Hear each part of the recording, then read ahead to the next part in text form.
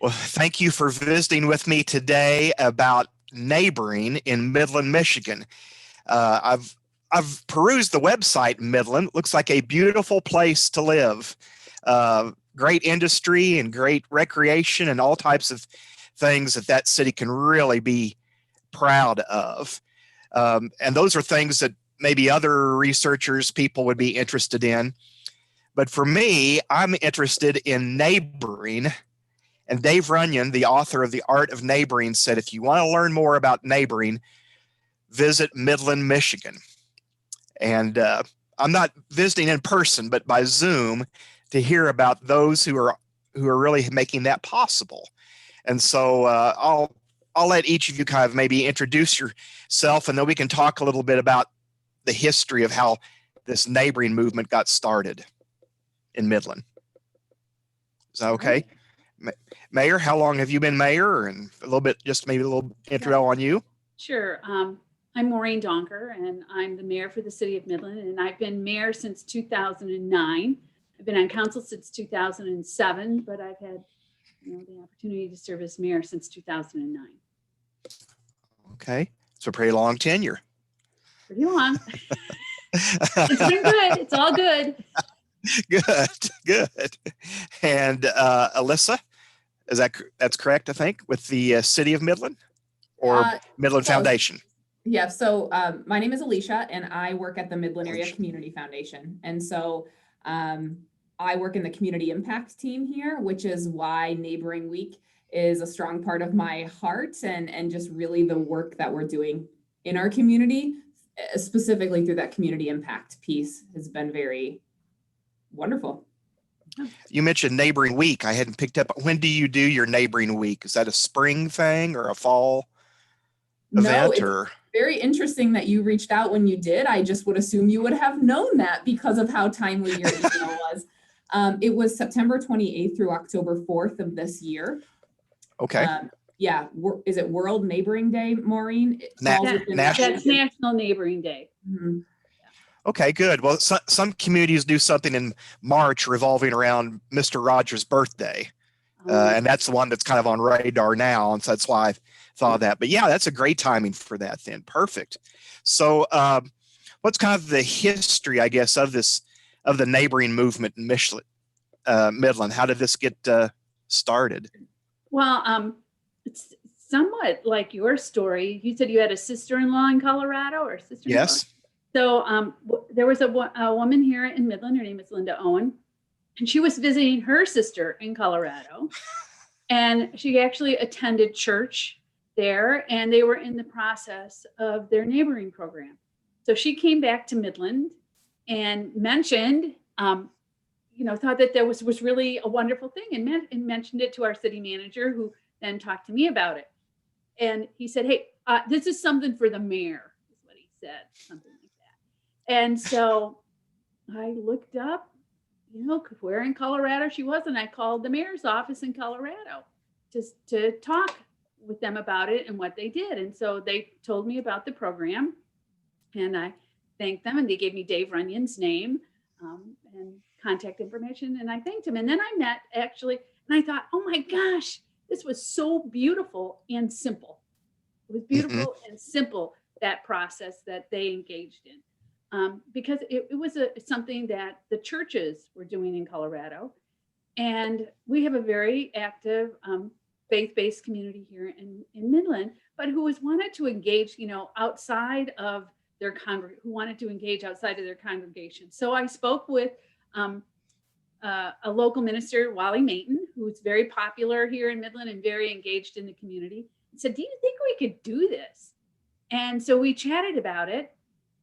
And we brought some other folks from the faith-based community together to say, would you be interested in that? And then we got serious. Then we really got serious because there was an interest in that. And so we contacted Dave and said, hey, would you be willing to come here to Midland and tell us about, what your church is doing? So we are, so that's what we did. So I sent out an invitation to churches and asked them to come, which the mayor had never invited the faith-based community to come together before, and said, listen, I want to talk to you today, not about how to grow your congregation, but how you can help us, what role you can play in strengthening our community and helping us create a more welcoming place. And I have here someone who has done that successfully in their community, and I'm hoping that you will listen to it to see if you'd be interested in doing that. So Dave, told us about what they had done. The faith-based community said, yay, we will take that on, and a group of them signed on. And so they created what was our first kind of Midland neighboring program. And that's how it started. It was widely accepted, certainly through the faith-based community, and it created quite a buzz actually in the community. People were very excited about it. And that was really I would say, active and vibrant program for about 3 years. And then it began to kind of wane a little bit, I would say. And we work, we know that belonging, that relationships and belonging are one of the strongest indicators of well-being in a community. We thought if we could be more welcoming, not that we weren't welcoming, but if we could do it even better, we would have a place where people wanted to live and businesses would want to locate to be in. So we continued then to say, how do we build off of this existing program then that was started by the faith-based community? And we did that really through our cultural awareness committee. So back in 2017, we had a flood. And one of the things that we saw out in that was that people said, you know what? I really met my neighbors down the street who I didn't know before. And so after that, we said, you know what, if there is something good that can come out of something that is not so good. So we then found out that, National Neighboring Day was the 28th. And we said, let's celebrate neighboring that week. Let's see what we can do to celebrate neighboring that week. And so that's what we did. We kind of came together and said, what can we do? How do we encourage people to get to know their neighbors better? And how can we make, lemonade out of some lemons that were given to us? So Alicia, what do you?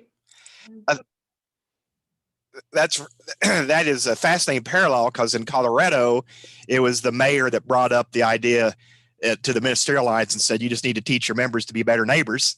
That kind of initiated that.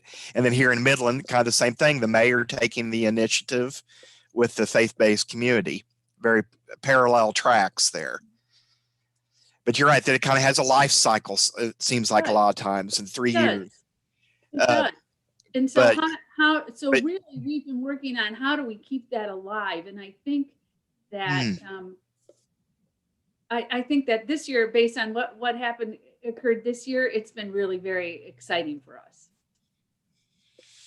I assume the faith-based community still plays an active role in the neighboring Midland. Is the local government, or maybe the community foundation, something of kind of the guiding entity that kind of keeps everybody together on it? Because government can't do everything. It's all about partnerships and working together. So this is a wonderful collaboration between the faith-based community, I would say, and and the rest of the community itself, really spearheaded through our cultural awareness committee, which is a group that's really directed through our community foundation, because we wanted a place where it could be held, which our community foundation is the perfect spot for that, because it represents everyone, no matter what faith you are, and or if you have no faith, so how, because we all strive for those wonderful for relationships in our lives and for that sense of belonging, which is so important. And especially Alysia, now, I think when communities, also are addressing the issue of, inclusion. How can we be a more inclusive space, the kind of place, where everyone wants to live and will thrive? Yeah, and getting to know your neighbors, it can certainly play into that, right? Oh, yeah. Yeah, Alicia has been wonderful, coordinating this group. She's been wonderful coordinating it. So I'm going to go and let Alicia talk. Yeah, Alicia, we want to hear a little bit about the coordination and some of your efforts and what you're seeing, maybe even as impacts out of all this work. Yeah, sure. So as Maureen mentioned, we do have a very active community-based cultural awareness coalition, and it really only exists because there are a large group of community members who are like-minded in the sense of bringing about a true felt sense of inclusion for all people in our community. And Maureen has been a part of that coalition for a long time, which is very helpful because she brings such a broad spectrum of knowledge, specifically in regards to this conversation and Neighboring Week. And so as our coalition is really continuing to look at building inclusivity within our community and like really building inclusivity and a felt sense of that for all people, we started to kind of toy with, it makes sense that we would take an active role in not planning, not doing, not facilitating Neighboring Week, but coming alongside of Neighboring Week and really making it an effort that no one necessarily has ownership of, because neighboring shouldn't have parameters, it shouldn't have boundaries, and it really doesn't. And so we talked as a small committee, Maureen being a part of that actively, about like truly bringing the sense and spirit of neighboring to a broad spectrum within Midland County. We have 80,000 people, just over 80,000 people that live here. And how are we being intentional in building inclusion? And Neighboring Week just felt like such a wonderful fit. So the coalition really, I think, took a stance that the more we can be a connector, the more we can be an informer and an educator to all of this, the better. And so we facilitated, I would call them like open forums, open focus groups around Neighboring Week as we were prepping and getting people ready for 2020's Neighboring Week. And we did it all virtually, Zoom calls to where we brought our community nonprofits and businesses and people together to talk about like, what's important for Neighboring Week to you, or what is it to you? And we got this like community dialogue happening where natural connections came out of that. It was a really awesome opportunity to see a school district saying, we're going to make neighboring cards, but then have another entity say, we need some of those cards at our assisted living homes. And then they had that coordination of neighboring. And I think one of the things that we did this year that we all as a coalition really determined was very helpful was we developed a one-page info sheet that had like basically demystified neighboring all in a little one pager. It was a graphic that basically showed, that we can all be neighbors. And neighboring, again, it's not an act, but it's a sense of inclusion. And so we really just wanted to demystify it and make sure people understood, like, no matter who you are, what you do, what capacity you have, you are welcome in this work. So I could talk a long time about this because I really do love it, but I'm gonna stop. No.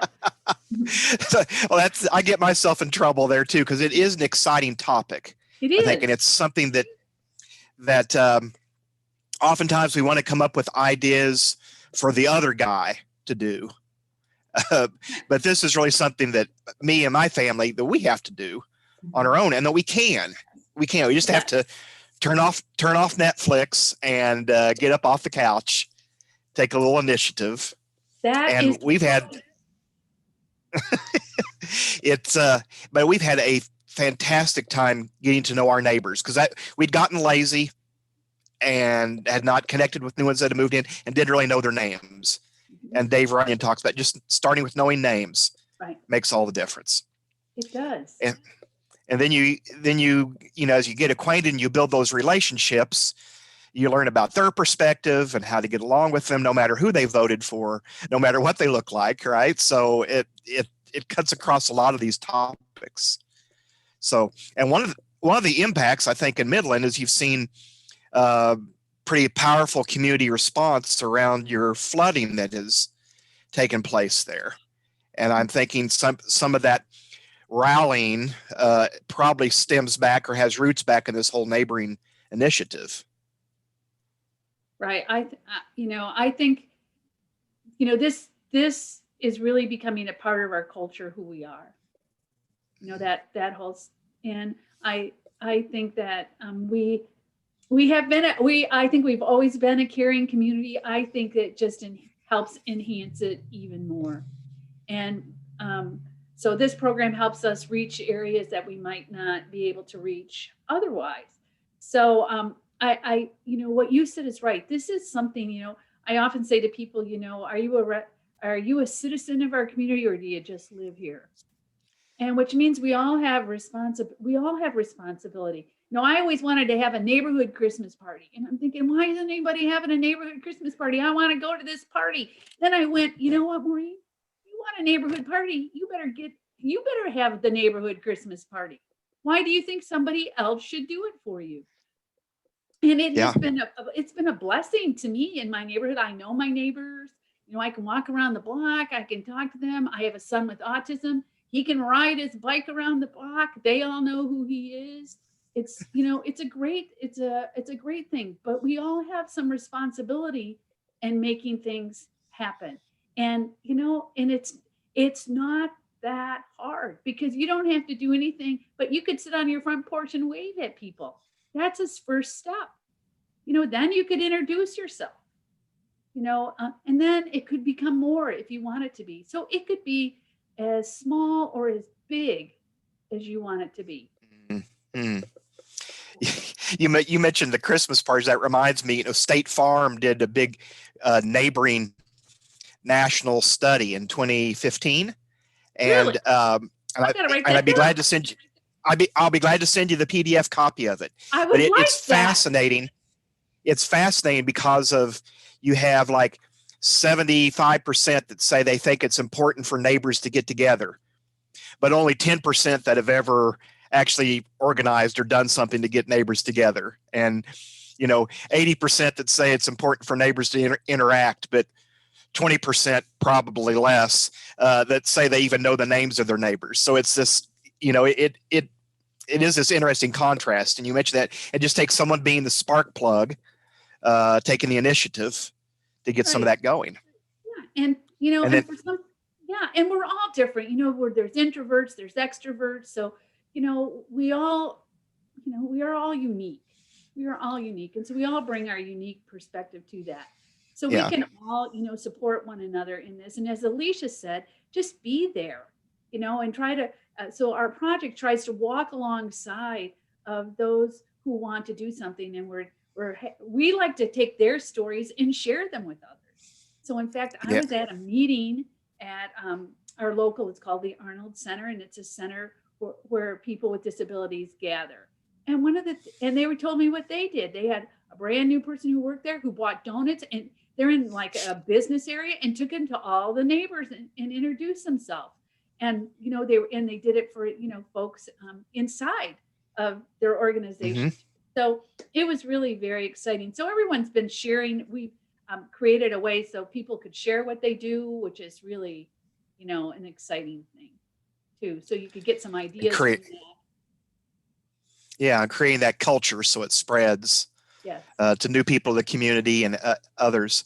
Alysia, you mentioned getting people together by Zoom and having these focus groups and talking about Neighboring Week. I don't think I've heard that talked about much in other circles where we've had these discussions. So is that kind of your secret sauce for making this successful? Yeah.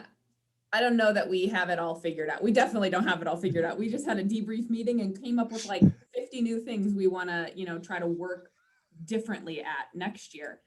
But kind of going to, you touched on the flood. I would say though, premeditated to that was just COVID. Our whole world is experiencing a different way of life, and people are seeking connection and eager to maybe consider connection in ways that they might not have been before our world was turned upside down. And so that has been one of the silver linings, is that when we started talking about this, we would have loved to pull people together in person to talk about like, hey, what are people thinking about Neighboring Week? What's going and what's being planned?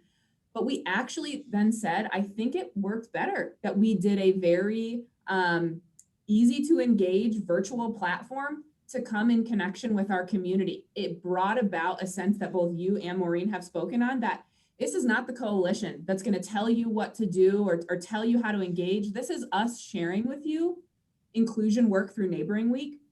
Take it and run with it and do what makes most sense for whoever you deem your neighbor to be.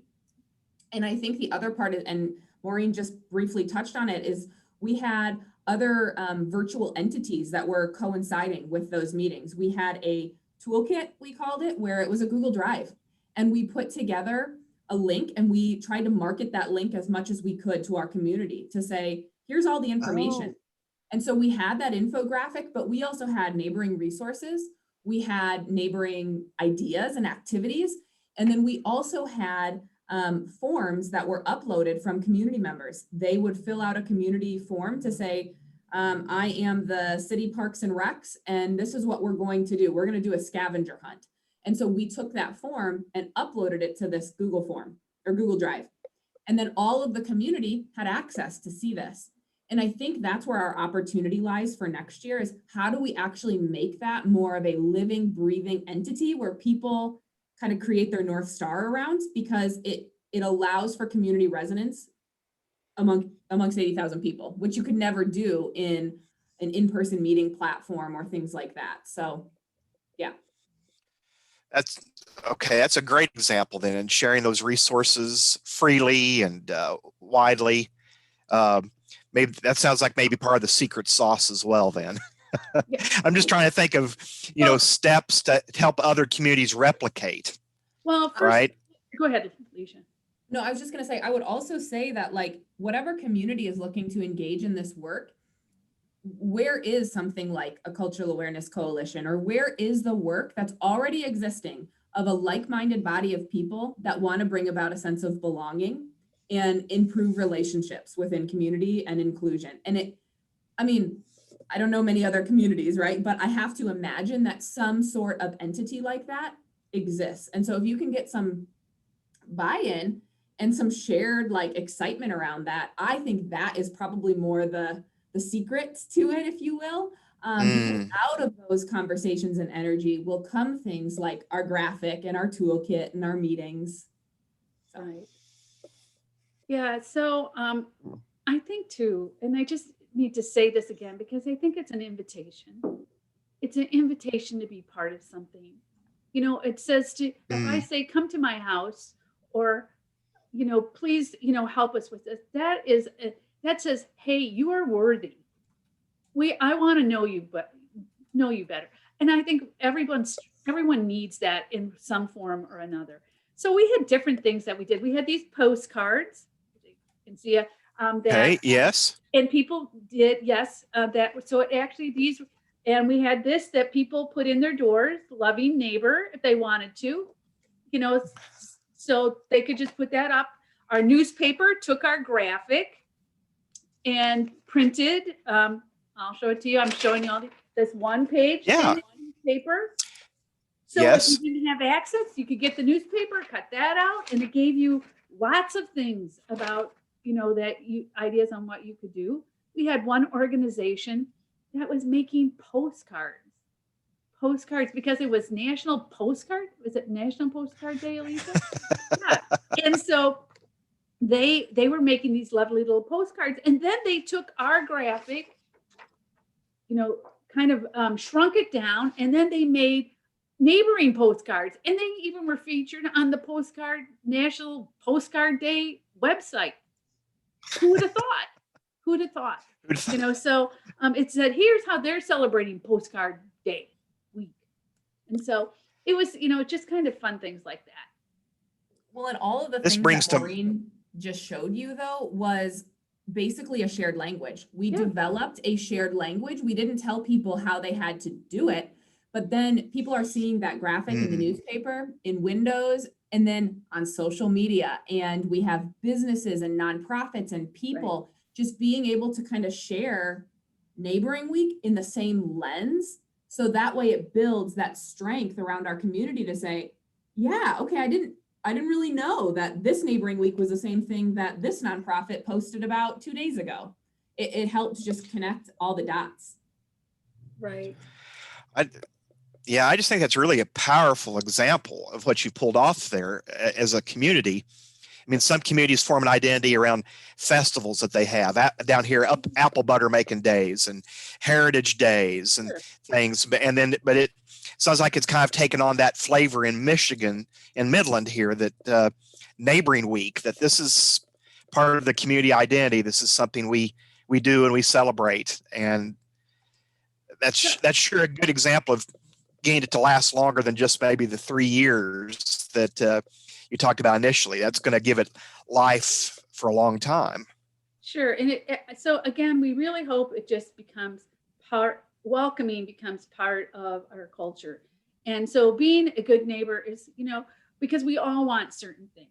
We might want to belong to, our sense of belonging is at the gym, our sense of belonging is at the church, our sense of belonging is with my golf team or whatever, but so when we say this, when we talk about welcoming, it comes in, it can come in many different ways, but neighboring, when you say neighboring, that's something that everybody can do. It's just a wave or, or a hello, so it's simple as that. So again, it's that bigger sense of I'm part of something bigger. I belong to this community. I'm a part of it. And that's why you do that. It's not just about neighboring. It is really being a part of something bigger than yourself. Yeah.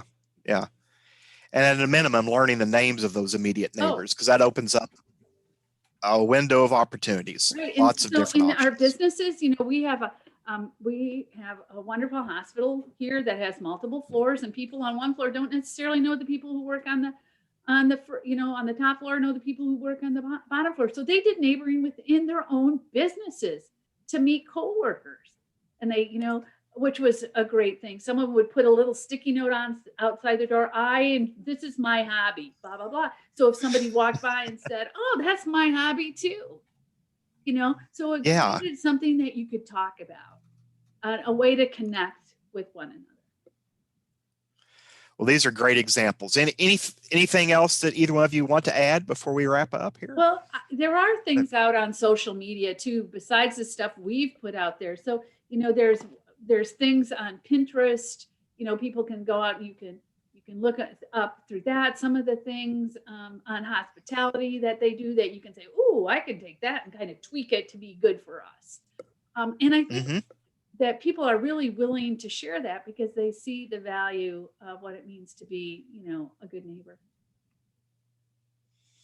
Well, your community's inspiration to others for sure. And I'm sure hoping that we can use your example to be an inspiration to a lot of communities in Missouri. Well, thank you. And let me just say the invitation that you gave us to be interviewed by you was, that was a very heartfelt invitation, said something that, okay, great. We are proud to be a part of that, to help you with that as you are helping us, with that too, because I now have this neighboring link in Fort Wayne that I'm going to go look up. And if you would send me that State Farm report, I would love to read that. I will send you that. And I'll send you an interview that I did with NeighborLink as well. I'd love that. Thank you. So I'll turn our recording off here and